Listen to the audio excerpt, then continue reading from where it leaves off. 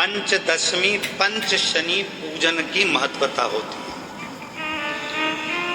क्यों कहा जाता है कि अगर कोई आपको ज्यादा परेशान कर रहा है, बहुत टेंशन दे रहा है, बहुत ज्यादा अगर वो इतना हताश हो गए कि आपने सोच लिया अब तो मर जाऊं तो अच्छा है, इसका नाम लिख जाऊं, ये सब चीज करने से अच्छा है पांच दशमी।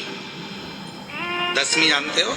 पांच दशमी, कोई सी भी पांच दशमी आप चुन लीजिए, परंतु वो दशमी अमावस्या के पहले वाली नहीं होना चाहिए, वो पूर्णिमा के पहले वाली दशमी।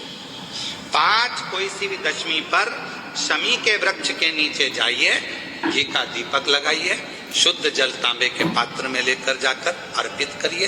पहले दीप जलाना, उसके बाद शमी के पौधे में जल डालना और पौधे उस वृक्ष के नीचे बैठकर जल चढ़ाकर वहीं पर एक चावल का दाना समर्पित कर बाबा से प्रार्थना करना कि बाबा मुझे बहुत कष्ट है, ये मेरा एक तकलीफ मुझे दे रहा है, बस आप मेरी तकलीफ को दूर करना। शिव की ऐसी कृपा होगी।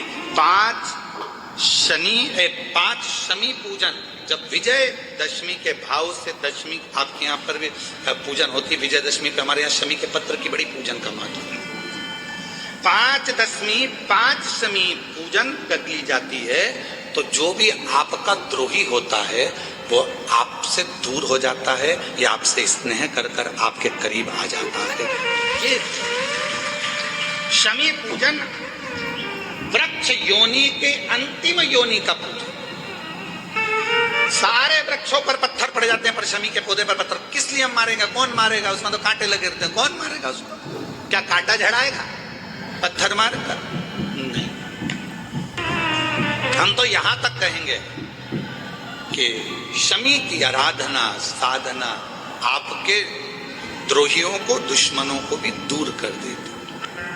और मेरी जीजियों, मेरे जीजाओं, मेरी बेटियों, बेटाओं, मेरी माताओं, मेरे बुजुर्ग माता पिता स्मरण करें, जब जब यदि आपका हृदय दुखे, मन दुखे तो एक शमी की पत्ती को शंकर के शिवलिंग पर जरूर चढ़ाएं, सारे दुख अपने आप समाप्त होना।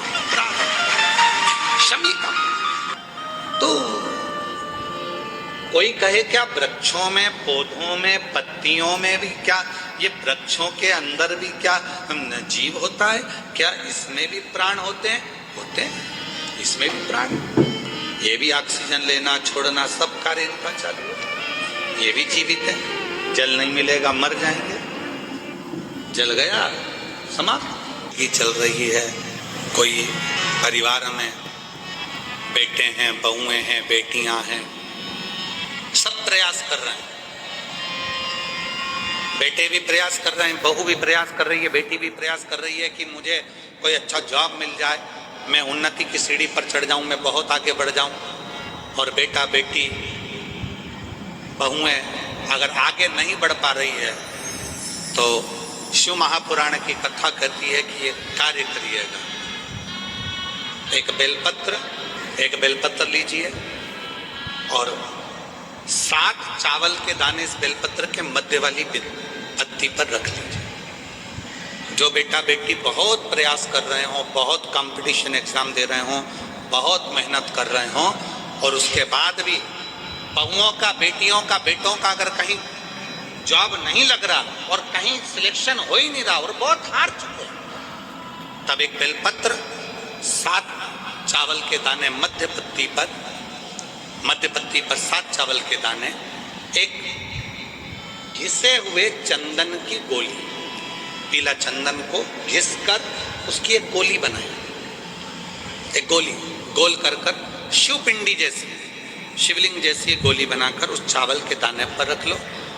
एक स्थान पर रखकर घर के अंदर ही उसका पूजन कर लो।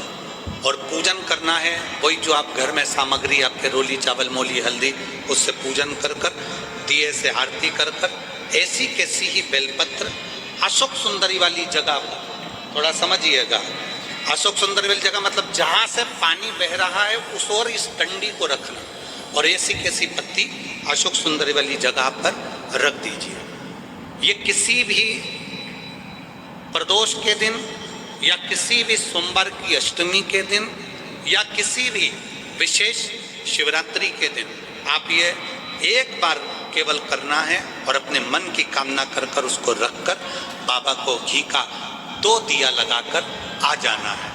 मेरा भोलेनाथ आपका हाथ पकड़कर आपको कंपटीशन एग्जाम में विजय दिलाएगा। पर मेहनत करना नहीं छोड़ना, परिश्रम करना नहीं छोड़ना, संघर्ष करना मत छोड़ना। अपनी मेहनत को 4 गुना करना है, अपने परिश्रम को 4 गुना करना है, अपने कर्म की लगन को बढ़ाना है। जितने घंटे पढ़ाई करते थे उससे 2 घंटा और बढ़ाओ, जितनी मेहनत करते थे उससे 4 घंटा की मेहनत और बढ़ाओ। और साथ में 7 अक्षत, एक चंदन, पीले चंदन की एक शिवलिंग जैसी आकृति, छोटा सा शिवलिंग जैसा भाग रखकर घर में उसका पूजन कर कर घी का दिया से आरती लगाकर बाबा की आराधना कर कर दिल से कामना कर कर बाबा से वो ले जाकर ऐसे कैसा ही पत्ता अशोक सुंदरी वाली जगह, अशोक सुंदरी की जगह जानते हो? ये जो जगह है, ये जो जगह दिख रही है, मेरा निवेदन है चैनल वालों से थोड़ा उसको दिखाने का प्रयास करें। ये जो जगह है, ये शिवलिंग है, इधर शिवलिंग है और शिवलिंग के साइड में जो जगह होती है जहाँ से पानी बहता है उसको अशोक सुंदरी की जगह कहते हैं। तो इस स्थान पर इस बेलपत्र को, इस बेलपत्र की डंडी पानी बहते समय, बेलपत्र की डंडी है वो पानी बहने के स्थान पर हो, उसको रख दीजिए। 2 घी के दिए लगाकर, और घी के दिए का स्मरण करें। दोनों दिए गोल बत्ती के नहीं होंगे, दोनों दिए लंबी बत्ती के नहीं होंगे। जो 2 दिए आप लगाएंगे, एक गोल बत्ती का होगा, एक लंबी बत्ती का होगा। गोल बत्ती क्या बोलते हैं यहाँ पर? फूल बत्ती। यहाँ फूल बत्ती बोलते, तो गोल बत्ती मतलब फूल बत्ती, और लंबी बत्ती, लंबी वाली बत्ती। 2 दिए लगाना है, एक जगत जननी का, एक बाबा विश्वनाथ का। दोनों दिए आप रखकर बाबा को प्रार्थना कर कर दिल से आइए, मेरा शंकर आपकी कामना पूर्ण करेगा। और पत्र व्यासपीठ पर जरूर